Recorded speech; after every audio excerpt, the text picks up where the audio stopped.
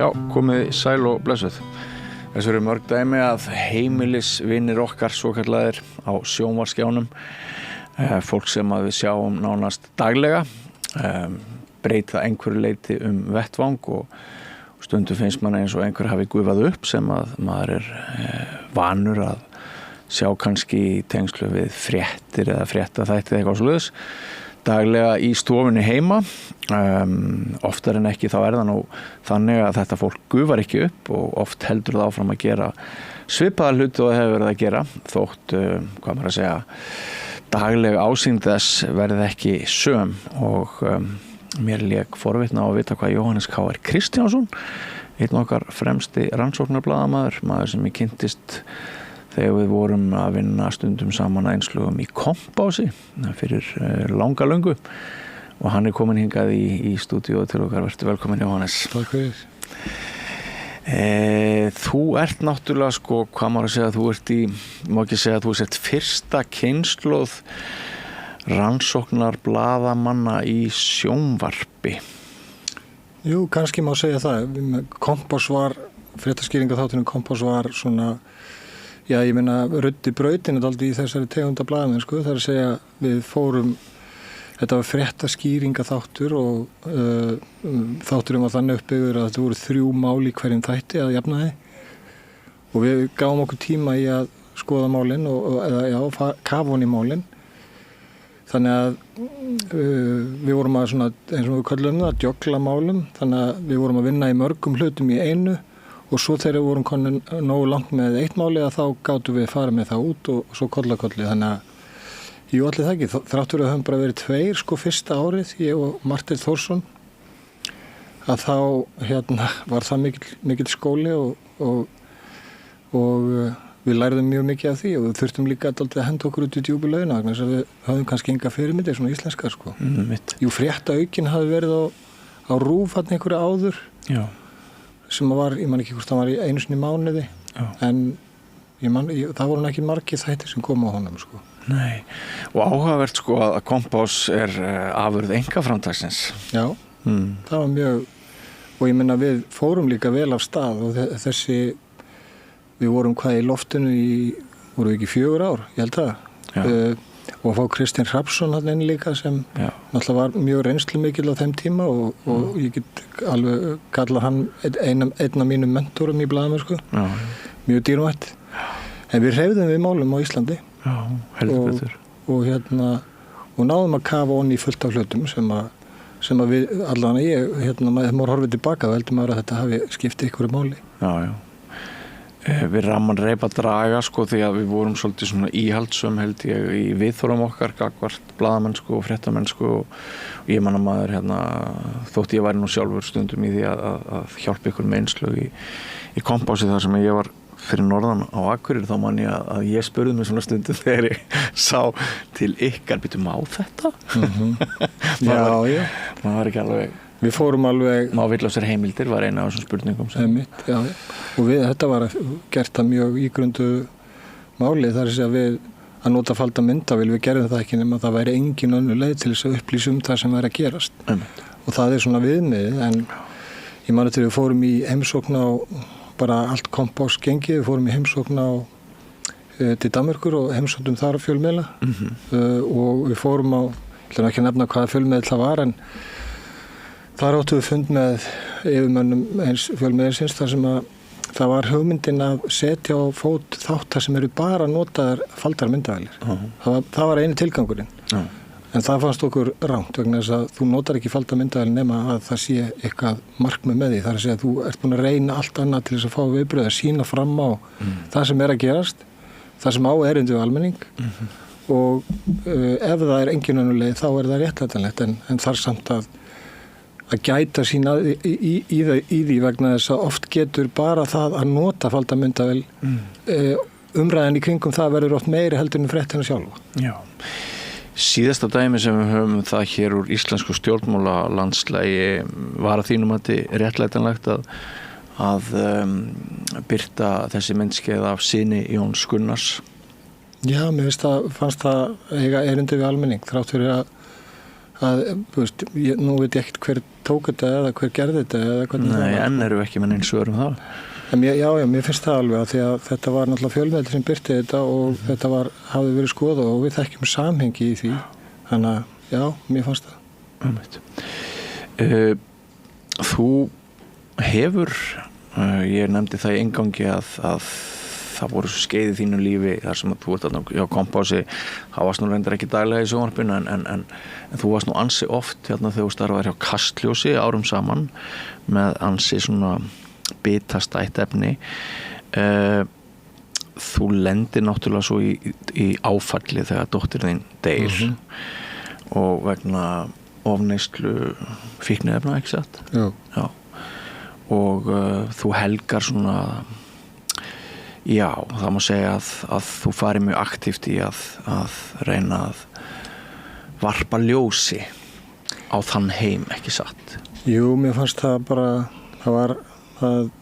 hún deyr 2010 Já. Og 2011 fer ég af stað í Kastljósinu með sérstaka umfjöllun þennan heim ungra fíkla. Já. Það er að segja bara í rauninni krakkar sem eru að nota morfínefni.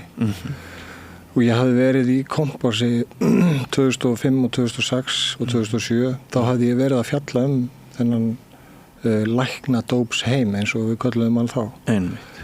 Og þá á þessum tíma voru bara, ég meina til að fyrsta umfjöllunum mínu morfín á götunni, þá voru 3 til 5 að deyja á ári. Já. Það var 2006.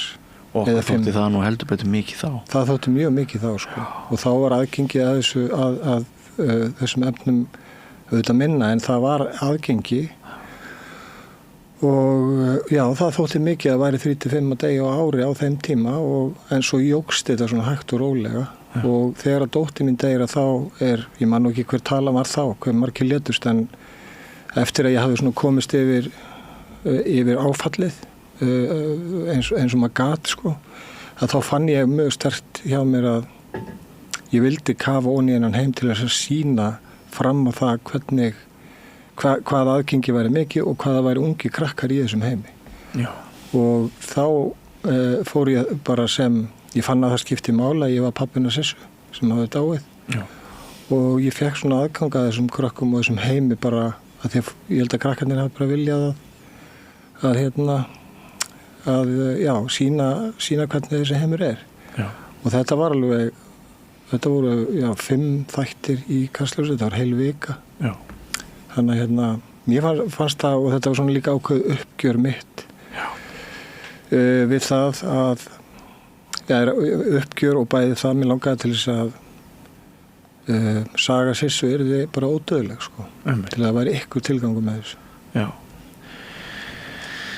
Staðan í dag, hún er ekki svo að 3 til 5 degi á ári. Við erum að tala hræðilegan veruleika. Já, það eru svo margir að deyja vegna óneyslu og ég bara man nú ekki alveg, þú veist, það fer nú oft að fenna yfir það sem maður hefur gert í blaðamennsku, sko. En ég man allavega eftir í þessum fréttaskýringum sem við gerðum í Kompássi og í Kastljósinu, að þá talaði ég við landlækni á þessum tíma og einmitt þá var verið að reyna að finna lausnir á því hvað væri hægt að gera og það, þú veist, það vantaði ekki viljan. Nei. En einhvern veginn það var bara, ég veit ekki hvort það hafa verið að senda stöðu þetta eða hvað, sko, þetta gekk einhvern veginn stjórnlaust áfram, sko. Já. Og hvort það sé líka verið það var verið á þessum tíma allavega svona var grunur það að það væri svona að hefjast að smygla inn þessum efnum líka, sko, eða þessum pillum. Já. En já, manni finnst þetta bara sorglegt hvernig þetta er og ég bara veit ekki hvað er hægt að gera til þess að stöða þetta og ég hugsa aldrei ekkert mikið það þannig séð vegna sem mér finnst þetta, ég er svona búið með þennan pakka bara einhvern veginn, sko. Já, sko ég upplifi þessi mál svo litið sjálfur þannig að bara svona þegar ég velti fyrir mér heilbrigðismálum íslensku þjóðarinnar þá finnst mér sumt vera bara mjög vel gert. Já. Til dæmis þá held ég að það sé ekkert mjög mörg lönd sem að þú ert betur komin ef þú færð hjartaáfall eða ef þú lendir í bráðri hættu, þá held ég að það sé að jafnaði mjög vel séð en þig hér.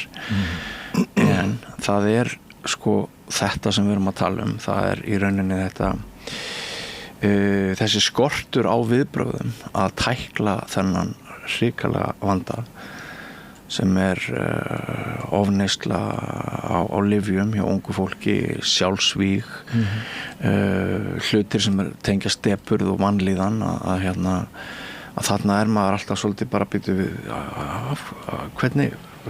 hvernig getum við liðið þetta af hverju erum við ekki að ræða þetta á hverjum degi, af hverju erum við ekki að gera eitthvað meira í þessu. Já. Og svo einmitt hefur nú verið annar þáttur íslenskara heilbrigðisþjónustu sem var nú síðast fjallað í skaupinu að sumir vilja nú gera allt frekar en að fara á bráðaþjónustuna. Jafnvel þóttu missir fingur þá ætlar að fela það fyrir fjölskyldunni því að þú vilt allt annað en að fara á bráðamóttökuna en þar hefur þú verið að leita fanga núna undanfari líka. Já, ég búin að vera þar. Ég byrjaði að þessi þættir, ég ákvaði að sögla dálítið og ég hafði ekki unni mikið með hljóð. Þannig að mig langaði að fara að gera hlaðvarpsþætti og fann þetta stórgóða nafn sem að þátturinn heitir Á vettvangi og fyrsta serían fjallaði þá fékk ég semst leyfi til þess að vera inn á kynferðisbrotadeild lögreglunnar á höfuðborgarsvæðinu og ég var með þeim alveg í 3 mánuði og fékk að fylgjast með þeirra daglegu störfum og fara með þeim í handtökur og og þessi mál sem að komu, bakvaktarmálin og allt þetta og ég fékk mjög góða innsýn inn í starf lögreglunnar á þar að segja kynferðisbrotadeildarinnar og gerði þá 5 þáttar seríu sem ég vinn í samstarfi við Heimildina. Já. Og síðan fór ég að hugsa hvað langar maður að gera næst og þá kom náttúrulega bráðamóttakan upp strax og það erfitt að fá leyfi til þess að komast inn í þessar deildir en ég fékk leyfi. Já. Og þar var ég frá því í september og nánast fram að jólum. 3 þættir komnir út og það fyrir mig að vera þarna var mjög mikil upplifun og að sjá bara hvernig ástandi getur orðið þarna, hvernig það þarna, hvernig starfsfólkið og hvaða verkefni koma inn. Þetta ótrúlegt. Já, sem sagt, það aðstæður sem við flest okkar hinna forðumst að stíga inn í og viljum helst vera sem fjærst. Þar kemur þú og breytir þér í flug á vegg stundum. Já, því að mér finnst að ég svo heppinn að ég nýt ákveðins trausts og þetta var fyrsta skipti sem einhver blaðamaður fengi að vera með kynferðisbrotadeildinni og svo líka á bráðamóttökunni og mér finnst það mjög mikils virði og vil vanda til verka þetta og mér finnst þetta að vera þetta svona heimur sem að við vitum að þarna en við vitum ekki hvað gerist á baku tjöldin. Það að segja þessi alvöru stóru verkefni sem koma þarna inn. Já. Og meðan að það býður fólk á beðstofunni og svo sannarlega þarf að sinna því fólki og það kannski fólk sem statt á sínum versta stað og líður illa virkilega en kannski ekki lífshættulega veikt en líður illa vegna þá líkamlegra eða jafnvel andlegra einkenna en á sumum tímum það sem að gerast inn á neyðarstæðanum á bráðamóttökunni eru svo stórar aðgerðir stundum oft á dag það sem bara hreinlega allum mannskapurum fyrir það að bjarga lífum og stundum á 2 eða 3 neyðarstæðum í einu á sama tíman og sjúklingarnir samankvort á biðstofunni veit ekkert hvað að gerast þarna og meira sé að þeir sem á göngunum hafa kannski verða var við einhvern smá asa en fólk kannski ekki átt að sjá því það hjartunhóð í gangi eða eitthvað verið að sinna sjúklingi sem kemur alvarlega slasaður sko. Já, þannig að þú ert að segja okkur að ósýnilegar hetjudáðir séu þarna framdar frá allan sólarhringinn bara. Já, það bara við ómanniskulegar aðstæður. Ég veit, aðstæðarnir eru svo erfiðar vegna þess að allir þeir sem vinna þarna hafa mjög mikið metnaði því það að sinna öllum sem að koma þarna. En þegar að það ekki að losa fólk af deildinu vegna þess að legudeildinir eru fullar af eldra fólki sem ætti að vera komast inn á hjúkrunarheimili eða fá þjónustu heim að þá ekki að losa deildina og við þessar aðstæður skapast þær aðstæður að það ekki hægt að skoða sjúklinga á sómasamlegan hátt og ég sagði nú frá því hérna í einu þættinum að það var hjúkrunarfræðingur að lýsa því að hún hafði þurft að setja sko þvagleggi mann fram á gangi og bara setja svona þil á milli eða þil fyrir sko og það er náttúrulega eitthvað sem að bæði sko starfsmaðurinn, hjúkrunarfræðingurinn vill ekki þurfa að gera og þetta er bara eitthvað sem en það þarf að gera þetta og þetta er eini staðurinn og auðvitað er það verst fyrir sjúklingin. Þannig að þetta er mjög snúnar aðstæður en allir og ég fullir það bara því ég er búin að vera svo mikið hérna var hérna í einhverja 460 klukkutíma á vaktinni sko. Já. Og hérna það er allir að gera sitt besta þarna sko. Já. Ég hef líka heyrt og gert fréttir eftir röddum sjúklinga sem að þarna komu og þurftu kannski að bíða í 20-30 klukkustundir áður en þeir fengu bót sín og meina fulla bót að sko, þeir hafi bara upplifað sig í lífshættu við, þetta er kannski þreytt fólk, þetta er fólk á miðjum aldri eða eldra fólk, þetta er fólk sem að má ekki við til dæmis rosalegri hávaðamengun, grátur, öskur allstaðar í kringu því, það sefur kannski ekki nóttina eins og hefði verið æskilegt og það kemur ofan á einhver mein sem það kemur með á bráðadeildina. Getur komið eitthvað inn í þetta? Ég meina lætin þannig geta verið mjög mikil og það eru bæði náttúrulega bara það koma upp atvikarna það sem að er til dæmis andlega veikt fólk eða bara fólk undir áhrifum áfengis eða vímuefna sem að hérna verða ósátt eða vilja fara út eða vilja ekki þú veist það verða stundum læti þarna og svo fer þessi neyðar bjalla í gang sem er notuð og þá hlaupa allir til að því að ég upplifði það þarna að það var maður eða sjúklingur sem að hérna fekk hjartaáfall bara fór í hjartastopp á deildinni og þá þarf að bregðast við og það eru mikið læti þegar þetta gerist.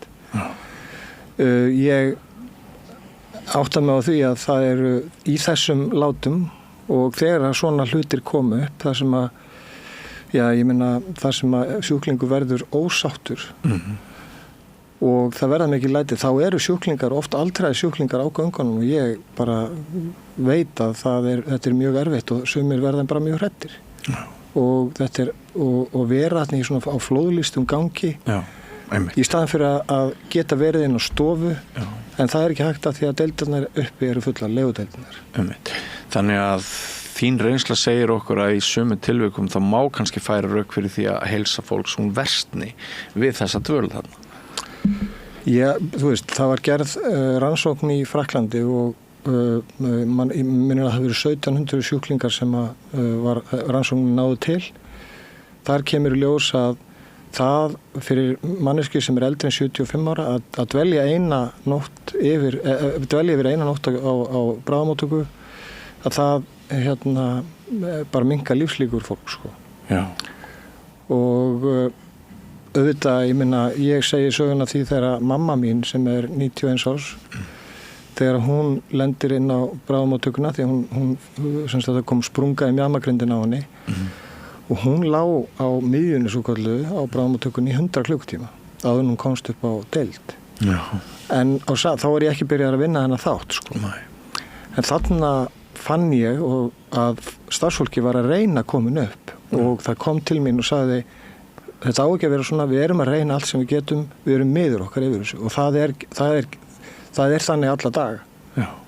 Fólki þarna vill koma sínum sjúklingum inn sem búa að leggja inn notabenni, koma því inn á deildvegnis að þar það er allt miklu rólegra og það fær betri þjónustu. Er ekki eina lausnin út úr þessum vanda bara fleiri fermetrar, stærra athafnarými og hellingur af starfsfólki? Ég held að allan það sem að starfsfólki þarna frá segir að ef að það bara svo einfalda lausn myndi bara gerast á morgun að það væri hjúkrunarheimili sem geti rutt út öllum sjúklingum af legudeildunum til þess að tæma bráðamóttökuna þá er nægt pláss þar.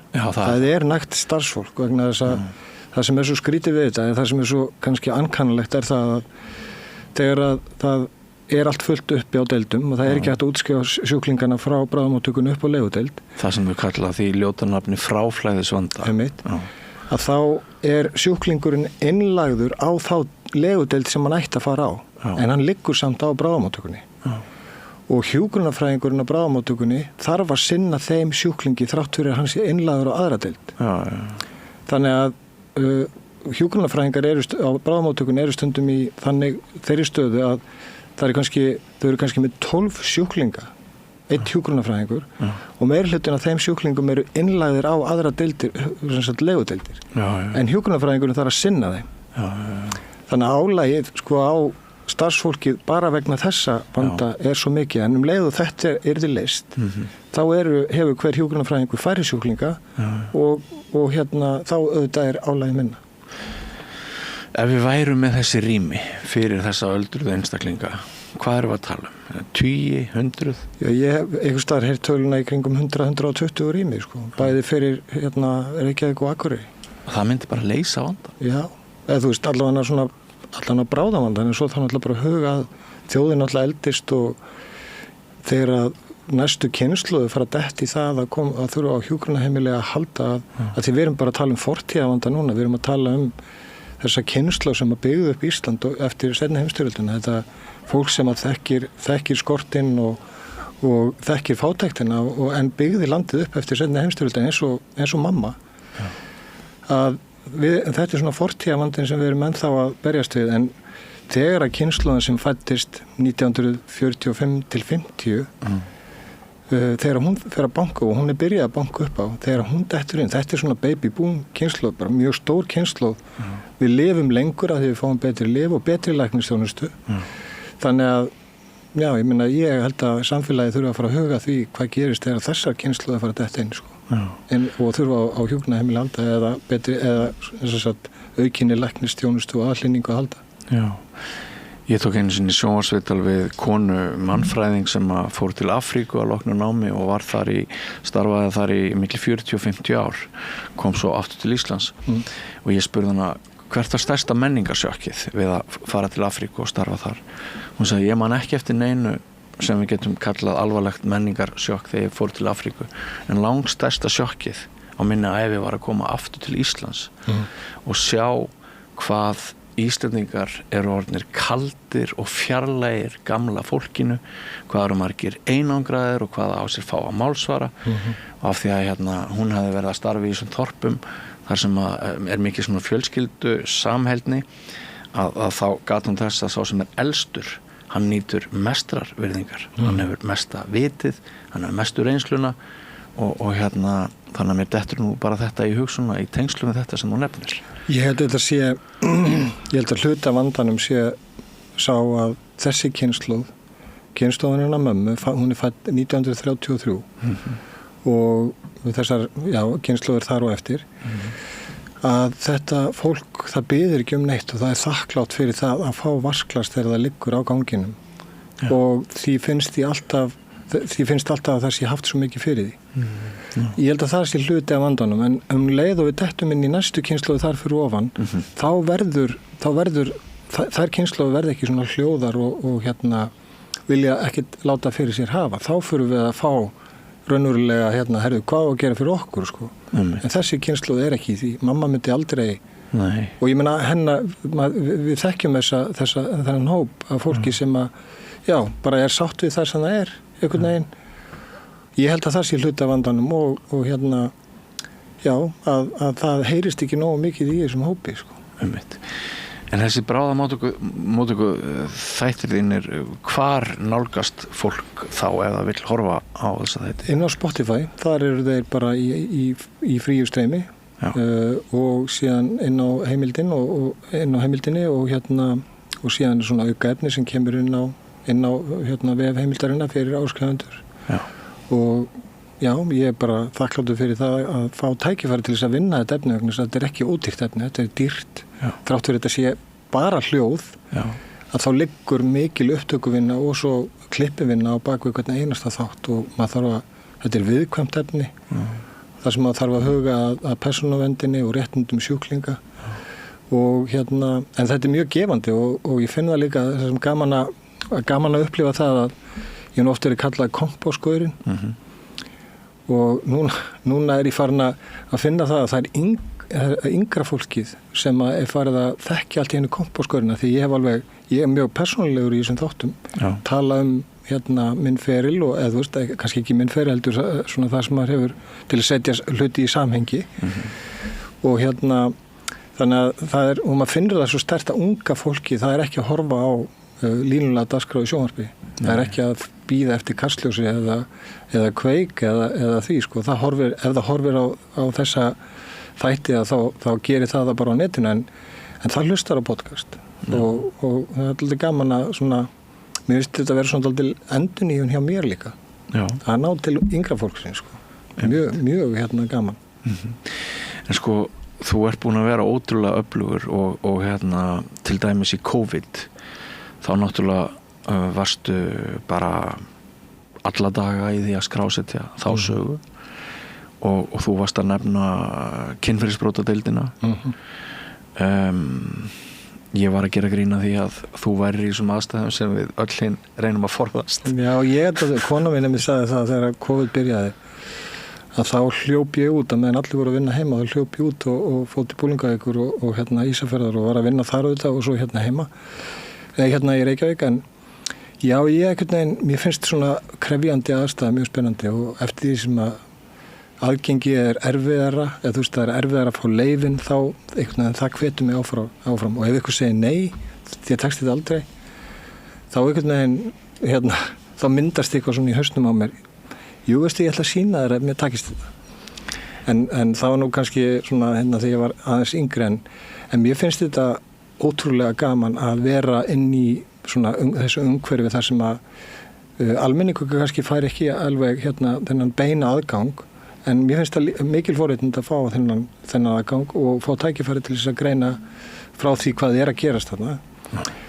og svo gaman að kynnast þessu fólki og ég er náttúrulega mjög áhugasamur sem blaðamaður ég er bara forvitin og en það sem að mér finnst skemmtilegast að gera er náttúrulega að tala við fólk og hlusta það er það skemmtilegasta sem ég geri og það er það mikilvægasta sem ég geri, það er að hlusta og mín ráð og oft er til ungra blaðamann ef þeir eða nema sem að biðja mig stundum ráð að þá er yfirleitt fyrsta ráðið mitt að þú skalt alltaf reyna að vera með þín eigin mál á fréttafundi ekki láta fréttastjóran segja hvaða máli þú átt að fara í því að þá gætur lendið því að fara á við fullri virðingu fyrir fundum stýrivaxtahækkun Seðlabankans að þá erum við komandi sendur í það þú er að finna málinu sjálfur og þá gerur þau hérna frá hjartanu sko. Og ráð númer 2 er það að þú þarft að æfa því að hlusta á fólk sko. En til þess að vita hvað hefur vægi og hvað skiptir meira máli en annað þá þarftu aldur, reynslu, samhengi það er gott að vera kall á þínum aldri þú ert með forskot meðan við 22 ára gamlan einstakling sem er nýkomin út úr einhverju fjölmiðlafræðin á mig, ekki satt?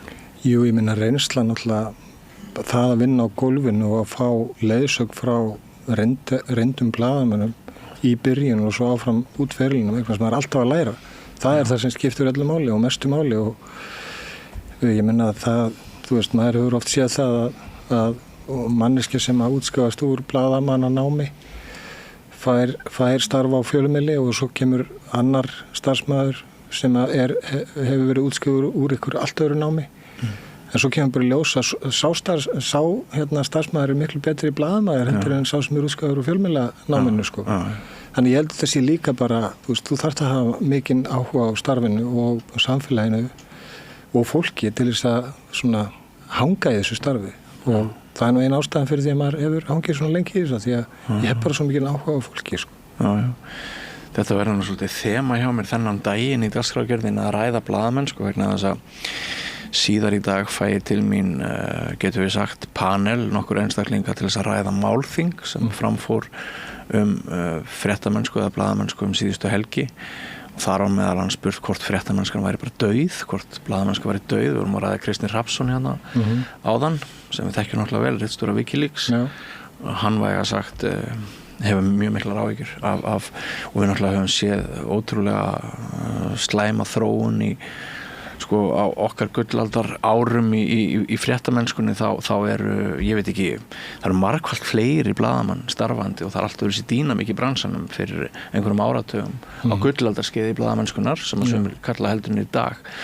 Hve bjartsýnn eða svartsýnn ert þú á stöðu blaðamennskunnar hér á landi? Ég leyfi mér að vera bjartsýnn. Ég held að við þurfum að fara í gegnum eitthvað ákveðið ferli núna. Já. Við erum svona á dálítið umróta tímum vegna þess að samsæriskenningar náttúrulega bara fljúga út allt. Og ég fann það mjög sterkt þegar ég var að vinna í Stormi, þáttunum COVID, að það voru þarna, og ég meina, þríeykið bara sagði, heyrðu, ef fólk hefur rétt á að lýsa sínum skoðunum og mótmæli það bara, fólk á rétt á að lýsa sínum skoðunum og það er það sem skiptir máli. En síðan ertu komin með sko einhverja, þú ert komin með svona hópa fólki sem að hefur bara það eina að senda að búa til svona rugl í kringum hluti og það er bara sama hvert þú lítur, þá er það, og bara sem skynsami maður, þá sérðu það, þetta er bara vitleysa. Og þú getur skoðað, þú getur fundið heimildi fyrir því að þetta er bara kjaftaði. Og við þurfum, þú veist, ég hef þó trú að við munum komast í gegnum þennan tíma að blaðamennska skipti mjög miklu máli og ég vona að hún skipti máli í dag og ég vona að það sé bara einhver ákveðin svona, já, ég minna að við séum svona á einhverjum stað þar sem við þurfum aðeins að finna okkur aftur, ég veit það ekki. Ég hef bara, það sem að náttúrulega mig vantar aldrei núna, það er svo langt síðan vunnið á fréttastofu. Ég er búin að vera svona einyrki í að verða 10 ár sko.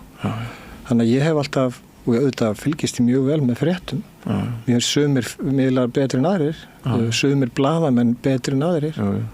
Og en já, ég einhvern veginn svona ætla að leiða mig bara að vera bjartsýnn sko. Já, sko þetta er svolítið sérstakur fasi að líka þessar áskoranir, tæknilegu áskoranir og líka sko þessi hugmynd sem er nú sannlega ranghugmynd að sko markaðurinn eigi bara geta borið upp í blaðamennsku, sennilega þarf fréttamennska að kosta okkur eitthvað, það svona, erum við ekki sammála um það að það er ekki eðlilegt að sko fréttir og fréttamennska þetta sé ókeypis, við þurfum að næra fjárhagslega umhverfi blaðamennskunar betur en gert hefur verið.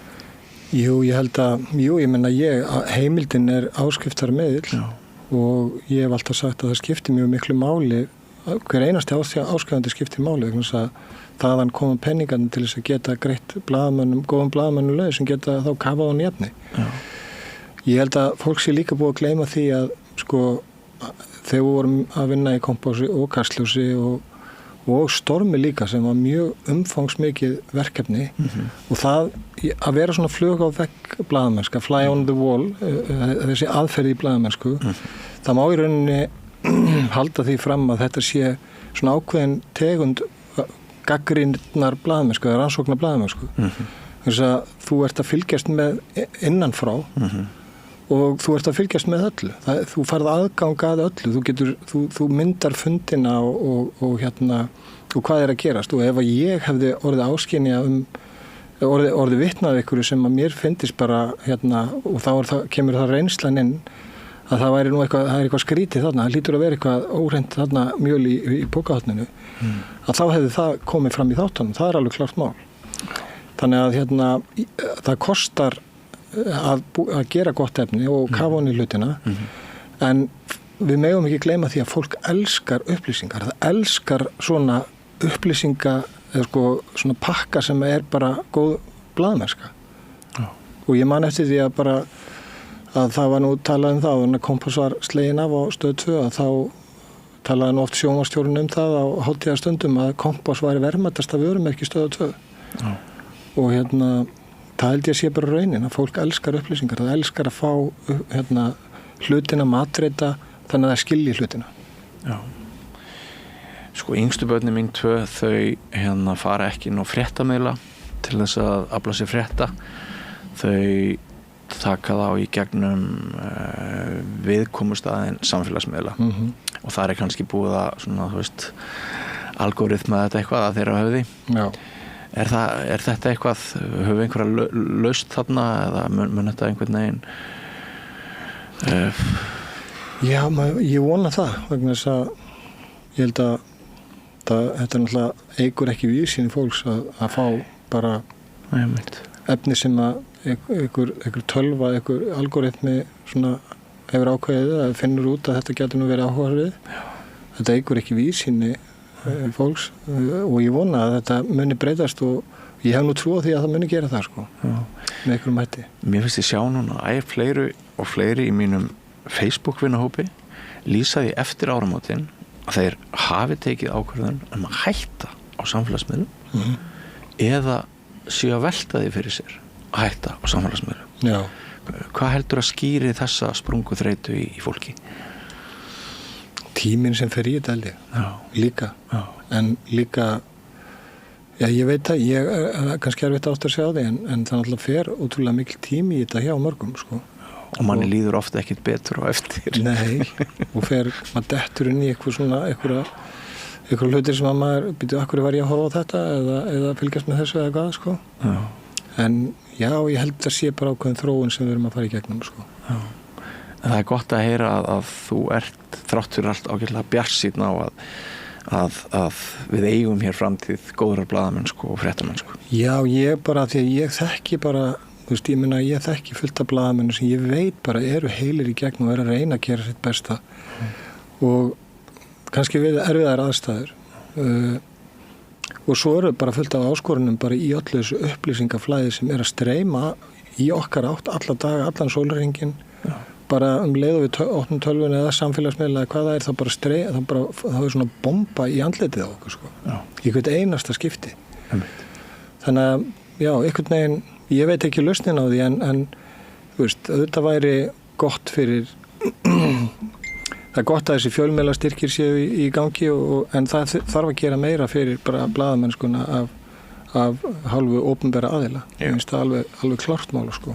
Já, með sama hætti og við gerum ekki athugasemd við það að við borgum stórfé til innviða eins og heilbrigðisþjónustu og menntakerfisins þá þarf auðvitað hið opinbera að leggja fram töluvert fé til þess að tryggja framgang góðra og mikilvægra upplýsinga í fréttar og blaðamennsku. Já, við þurfum á því halda, sko. Engin spurning. En Jóhannes K.R. Kristjánsson, kæra þakkir fyrir spjallið, upplýsandi spjall og gaman að sjá þig aftur. Ég vona að þér gangi vel með næstu verkefni hver sem þau eru og hvet ykkur áhorfendur og hlustendur til þess að kíkja á þessa nýjustu þætti sem vorum að ræðum áðan eins og kom fram á nálgast á Spotify og heimildin.is en við förum þá yfir í eilítið aðra sálma. Allir þættir samstæðvarinnar eru fáanlegir á öllum helstu hlaðvarpsveitum.